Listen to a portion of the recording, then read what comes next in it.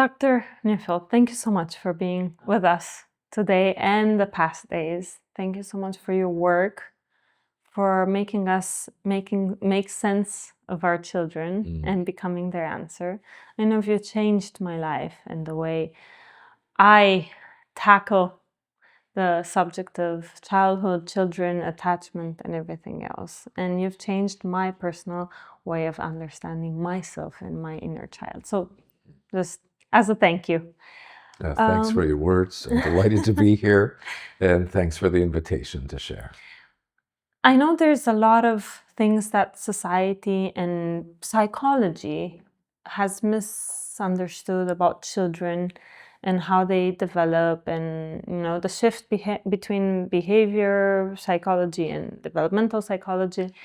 And I was just wondering, because here as parents today, we are so, I'm just going to say, obsessed with making sure our child is securely attached, but in an anxious way, as in we are so, as parents, at least I speak for myself, to make sure, we're doing the right things, we're saying the right things, to make sure that we are, and testing out this attachment. Usually people go to the experiment, the stranger situation where we put the child in a room and there is a parent coming out and a stranger coming in, and then we look at the reaction of the child to determine whether they have a secure attachment or not. I know you have a point of view about that and its limitations or its advantages. How do you see that type of testing out the relationship, and what does it misunderstand about the attachment or the complex of separation?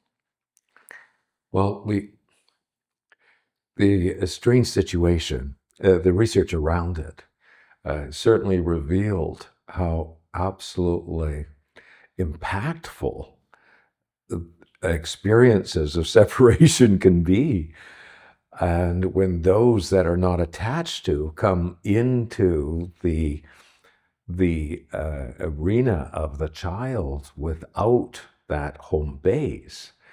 But what tends to be eclipsed is that these are dynamics. Mm-hmm. As humans, we're preoccupied with traits, with temperament, with personality. Mm-hmm. In fact, these are simply dynamics that operate and that can change from time to time. And so dynamics can be grieved. We can recover from them. They're reversible. Okay. When we start thinking of a trait like insecure or secure, a type, that can't be grieved. Mm-hmm. It's better to think of these things as, after 50 years of being a therapist, it's better to think of these things as dynamics, and they change from time to time. Mm-hmm. It's interesting that most 3-year-olds, if they're sensitive at all by 3.5, they will become very insecure just developmentally. Okay. Because they realize that bad things can happen. Right. To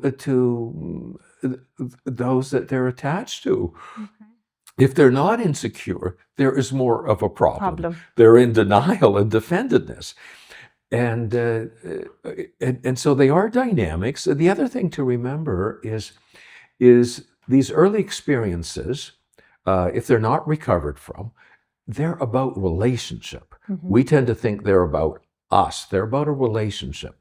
And that's the good news, because every relationship is different. Right.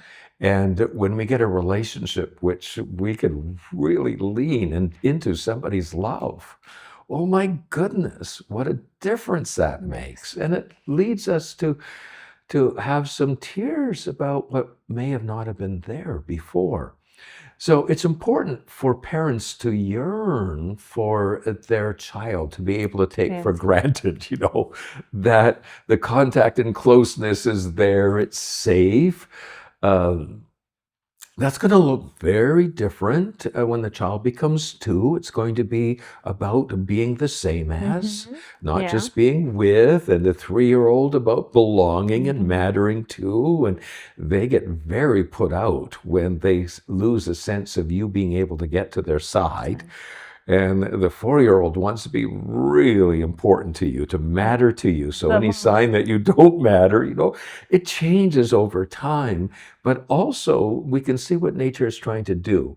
It's trying to send roots down, deep connections down, so they're not so threatened about not being with. They're not so threatened by not being like, and when we're around strangers too much, it doesn't threaten our relationship with those meant to take care of us.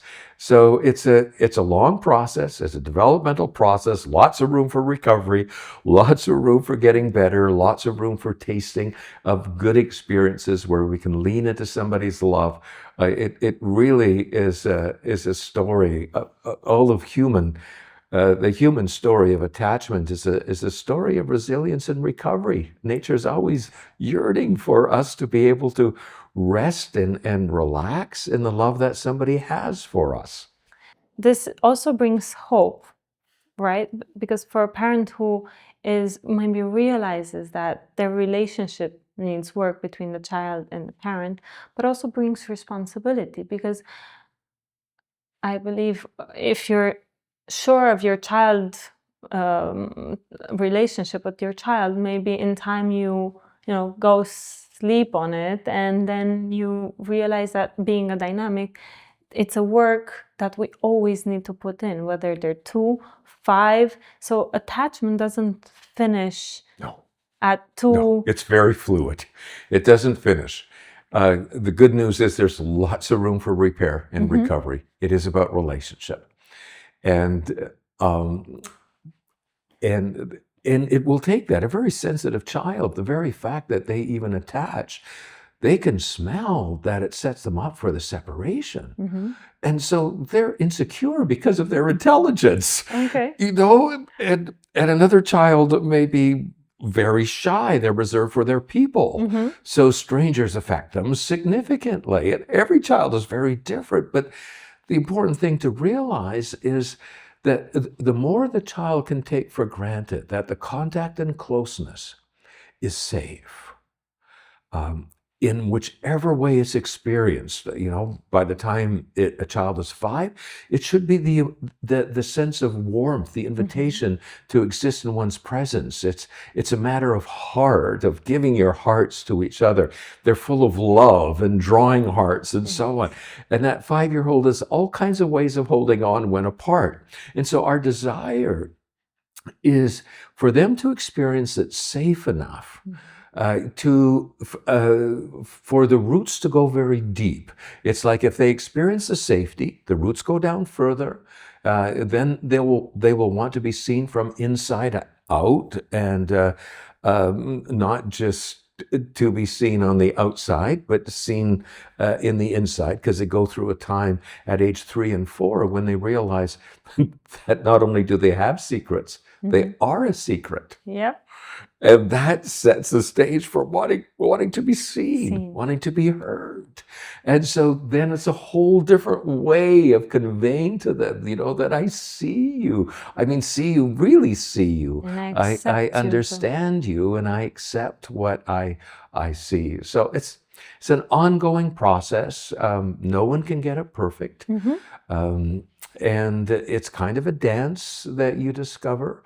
But you want your child as much as possible to take for granted that they're invited to exist in your presence, and that is safe. That isn't going to be taken away. I have a million questions right now in my head, so many directions. Speaking about repair, can we repair relationship between a mother and a child, or father and a child, or parent at any age, even in adulthood, but like when the child is already a parent and maybe the dynamics were not so good? And how do you see that? As a parent, the yearning should always be there. Sometimes when it's very difficult, we defend ourselves against the failure because it hurts so much. It is better to come to it with a soft heart, to feel the pain and to feel the sadness. That creates more plasticity, more fluidness to try something else. The yearning must never stop. Can we make somebody believe that our invitation exists for them? No, we can't. Can you control a relationship in that way? That's the point of a relationship. It's out of our control. It takes two. And so it really is, and that's both ways. It's the ways. If you can't, sometimes you can't make a child believe in what you have for them, and that's even harder when a child is very good. If a child believes that, oh, mommy loves me when I'm good, and you try everything, to convey your invitation, even when they've disappointed you, they violated a value, but that child is sticking on to that idea that mommy, daddy love me best when I'm behaved. It's very difficult to convince that child differently, yet we must never stop trying. And so there's never a time to burn the bridge. The good news is that for the most part, they are so hungry for love that they will accept it. They will accept it. We can convince them, but we cannot make it happen. Speaking of independence in children, we have a push of making our children independent of us because we're so afraid of them being dependent on us. And society teaches us that we should have them be comfortable, sleep alone at 1 year old when they're 1 year old, or go on trips, or be able to separate without any kind of... what are we missing when we are pushing so hard on making our children independent, and they're so much pushing back on that?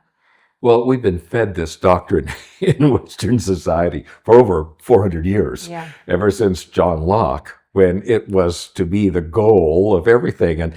And he was coming out of his own frustrated dependence. When you study the life of John Locke, oh my goodness, he didn't have any safe place to depend. No. And he made independence the goal because he wasn't a developmentalist.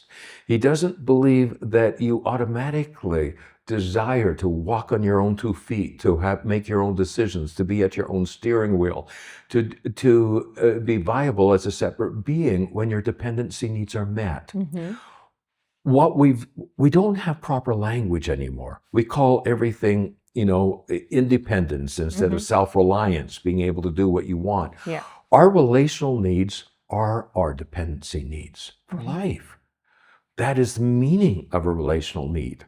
That is, that I am looking to the other for an invitation to exist in their presence.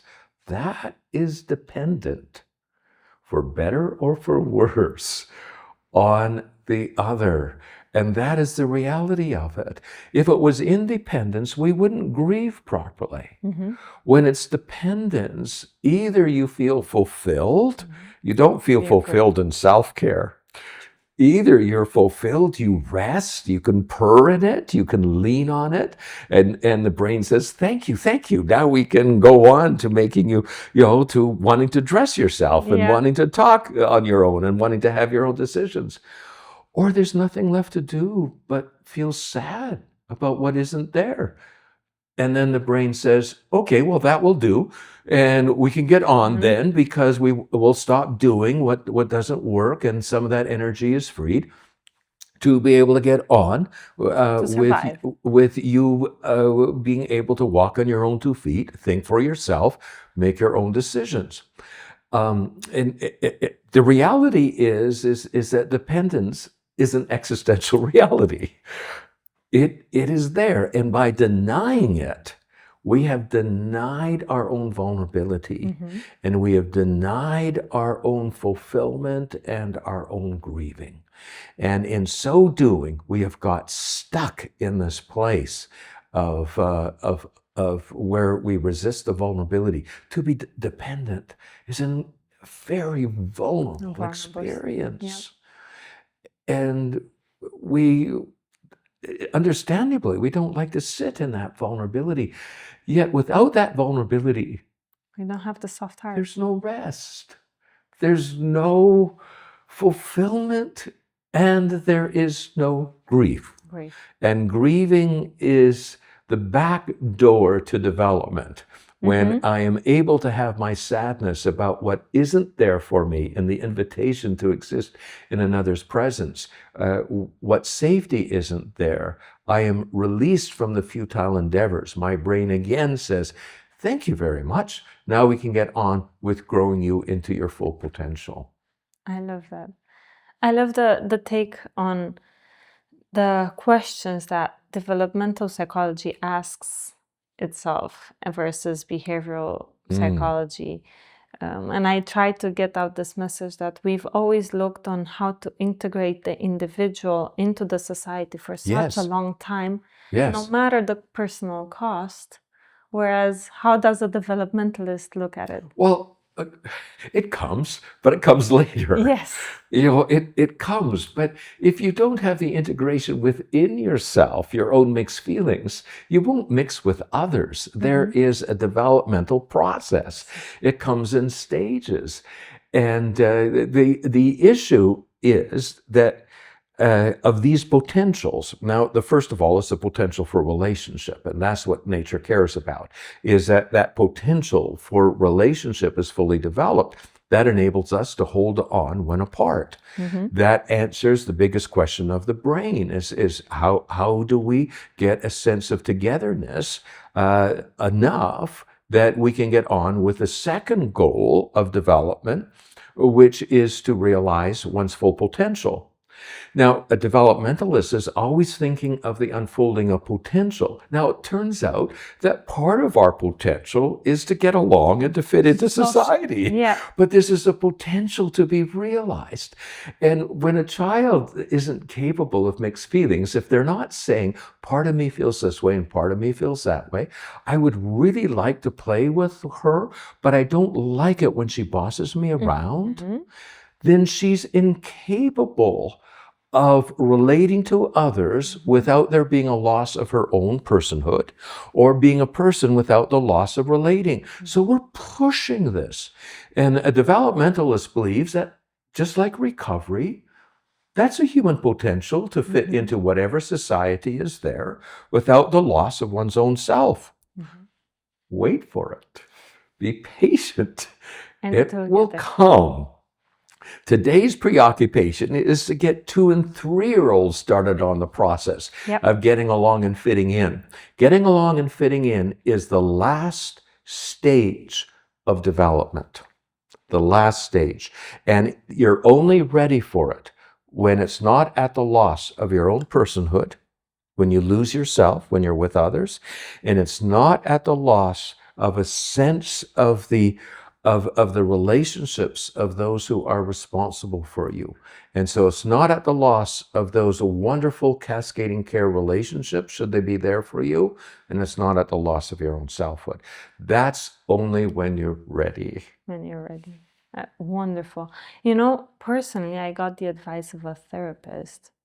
My daughter was around 2.5, and she told me, if your daughter doesn't have her best friend by the time she's 4, she'll never ever be able to fit into society or relate. So you must get her out there and, push her to make friends. And can children truly have friends? Because I know having a friendship needs setting up boundaries, respecting other people's boundaries. So can children truly have friends in that type of a meaning? No, they can't. And that's a terrible message for today's parents, is they've got to start early on this, because it interferes with the natural process by which they get there. If we take the clues from how our cells develop, how our neurons develop, first of all, there's fusion and then there's separation, the zygote, and then there's the separateness. When they separate, there is a moratorium. Like if you think of the neuron, if those that know their neurophysiology, there's the axon, the dendrites, and so on, okay? Yeah. Is that those are curled up as the nucleuses become separate, interfering with communication between each other until there's no threat to the separateness of the cells. And when there's no threat to the separateness of the cells, only then is the interaction between them. Because if it's premature, it goes back into fusion. You start bringing home your friend's laugh, your friend's taste in clothes, or you start dominating them. And so Jean-Jacques Rousseau, way back in the 1763, in writing, his instructions to Emile, way back there, he got it. He said, the basis of all civilized human interaction, in fact, the spirit of democracy, is that you must be a separate person before you will treat another as a separate person. That is the basis of all healthy interaction, is that you can consider another at the same time as yourself. This is grown, this is developed, and it's homegrown, not school-grown. It is homegrown. So we can't be in error if we slow it down. That gives the processes enough chance. And a child must be full of themselves, their own ideas, their own thoughts, before they can interact with another without losing those, or without losing, a sense of their relationships with those who love them. So there is a time and a place, but that time is later than sooner. And we can't err in the direction of giving them lots of room. First of all, to feel our love, to feel secure in the contact and closeness and the invitation to exist, and then to make room for the fruit of it, to be their own person. The rest will come automatically. We needn't worry about this. I want to change a little bit the optic from, early years to adolescence, because they're pretty misunderstood from my point of view. I'm not there yet, so I don't know. There are parents who believe, they're on their own now, they don't need us anymore, whereas a 2-year-old will scream for you when they need you. The adolescent will actually, through their nature, maybe push back or try to test even more the boundaries without actually, crying for the parent because they need connection. Do they still need us to be there when they're 13, 14, 16, or is our job done? Do adolescents still need food? Yeah. Do adolescents need care? Absolutely. They need us more than ever. They don't know that they need us, but they need us more than ever. And if they're not feeding at our table for the significance that they're looking for, to matter, to be loved, to have the sense of warmth, the invitation, they'll be looking elsewhere for it. When they're looking elsewhere for it, we'll think, oh, they're independent. No, they've just transferred their dependency. They're not independent. So even if you think in a world long before there was access to peers outside of the context of family, when peers couldn't really replace. If you look to Romeo and Juliet's situation, most parents will know intuitively, oh my goodness, I better keep my relationship with Romeo and Juliet fairly strong, because if they lean on each other too much and they're this, they are going to have their hearts broken because everything is with each other. And so the better the Capulets would have been, and the better the et cetera of this, the greater chance Romeo and Juliet would have made it. And now we have this understanding intuitively. We know that if all of their attachment valence gets caught up in another relationship, or with a best friend, or with a peer, first of all, they've set themselves up for getting wounded dreadfully. Adolescents need their families more than ever. They need their siblings. They need the context of this to take the weight off. of the peer relationships because they're already at the place where there's this coupling energy.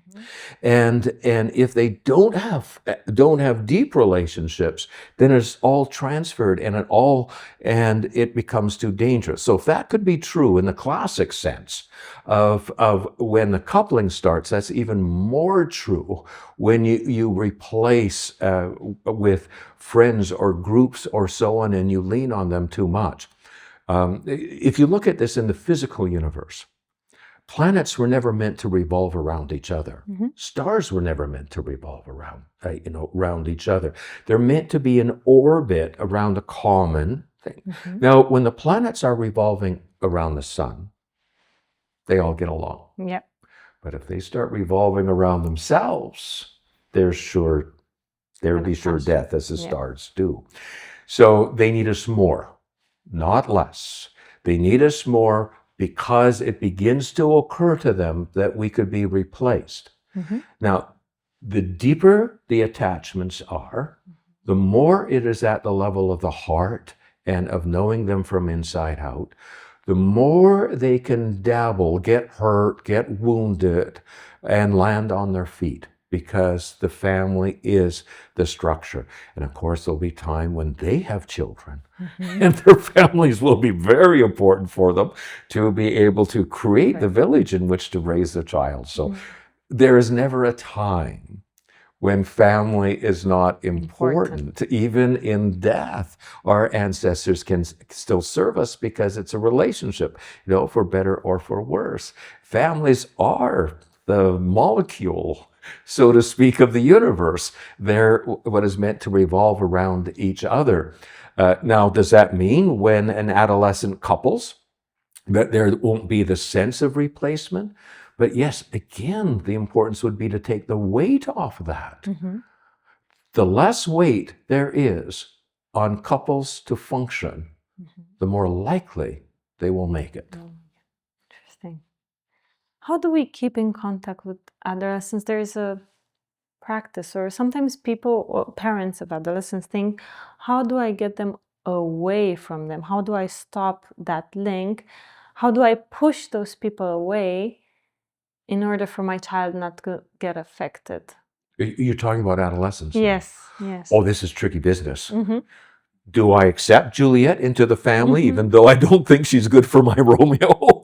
There's sometimes when, yes, that's what you do, so you're not a competing attachment. Do I bring my friends to Emil to be able to establish connections so they're all revolving around me? I've made those decisions sometimes because I thought, oh my goodness, if I try to keep him away, it's going to make it worse. And so I must incorporate.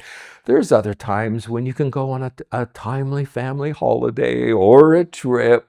Don't make it an issue, whatever you do, because we all know, we know what love is about. We know what attachment fairs are about. We all have this. You can't play it directly. You've got to play it indirectly. These are the difficult decisions you make when you decide, I'm your best bet. I'm who you need. You're better off feeding at my table right now. I have the love that can get past the differences and so on. Well, I've got to do that pretty indirectly. I can't just those grab on and hold on this way. So saying, don't go there, or if you go there, don't come back to me when you've realized what you've done. Never burn that bridge. No, parenting is forever, and I mean forever. That is death does not stop it. The parent you've been to the child and the relationship, whether they experience an invitation to exist in your presence, will continue to operate in their life, whether you are dead or alive. It doesn't just stop someplace. That is what relationship is. It's wonderful when we can rest in it. And I rest in my fathers and in my mothers, and they both died some time ago. And it's wonderful when you can do this. the only thing, if it's not there, is to grieve it, but the whole idea for a 5-year-old, when they give their heart, if everything unfolds, when you give your heart, it's always with the context of forever. We do it in marriage, even though we know in our heads the likelihood that this is not going to work, we still say it. And when the 5-year-old does, I'm going to marry you and stay with you forever and ever and ever, and that is just what it is. They'll marry everybody in the household, and it doesn't occur to them, but that's what it is. And that's true, because relationship, when somebody dies, the relationships of those that they've cared about doesn't die. It is forever. That's true. You're a grandfather yourself. Yes. And I had last year someone come to me and said, I want to know how I can be a good grandparent. Is there anyone that can give me advice on how to be a good grandparent? Oh, well, hopefully we can learn the dance quicker when the responsibility is off. It's hard to be a parent because, you don't have any time to grow up. It's just right there, and suddenly, oh my goodness, and you're in the middle of your career, you're in the middle of your potential, and all of these kinds of things. The good thing about being a grandparent is there's a sense that things take time. They'll get toilet trained in time, they'll do this in time, and nothing is so rushed, and you hopefully you've got your priorities right. Is that you realize it's about a relationship, and it's not about achievements, and it's not about accomplishments. But it's a different dance if you still have a good relationship with the parents of your grandchildren, then a lot of that is being able to take the weight off them. Okay. Is because the more that you do so, the more that they can rest in your love and your care, the more it cascades, the more generosity goes, the less weight on their marriage relationship. And every couple needs that if they can do this, because the weight is so huge. Very few couples have the village around them. We think of villages around children. It's the couples that need the village around them to feel the safety, to take the weight off. The weight off is way too much on couples today. So there is a lot of work to be done, but hopefully it doesn't feel like work. But what's important to remember is so many of today's grandparents were looking for retirement from parenting responsibilities. And we're looking for a time when they could be with their peers. That's never what nature had in mind. That's peer orientation at the level of the grandparent, the elderly. The elder, the grandparents' role, fulfillment, destiny is in being able to add to the cascading care that their children and grandchildren, and through them their great-grandchildren, will be able to benefit from. Rest in it. Thank you. That's beautiful. Thank you so much for everything. I'll ask you to send a message, whatever you feel from the heart, to our audience that will, be looking at this, and to one idea to share or to take with them for the rest. Well, I think it really is an issue of gaining our confidence back as parents. Is that we really are our children's best bet.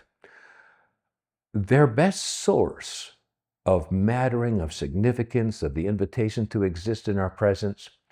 And even though we may be wounded and hurting, and we may have suffered trauma, when we think of what the child requires from us, a lot of our healing, a lot of our own recovery is in being able to take the eyes off of us and just step up to be the parent a child needs. And by that I mean not to have to do things perfectly, but to know that when they look in my eyes, do they see that invitation to exist in my presence? Are they confident in the warmth that they feel, and that invitation is not in jeopardy? And I think if we can regain our confidence whether we read books or not, whether we're educated or not, if we can step up to that, our children will benefit immensely from it.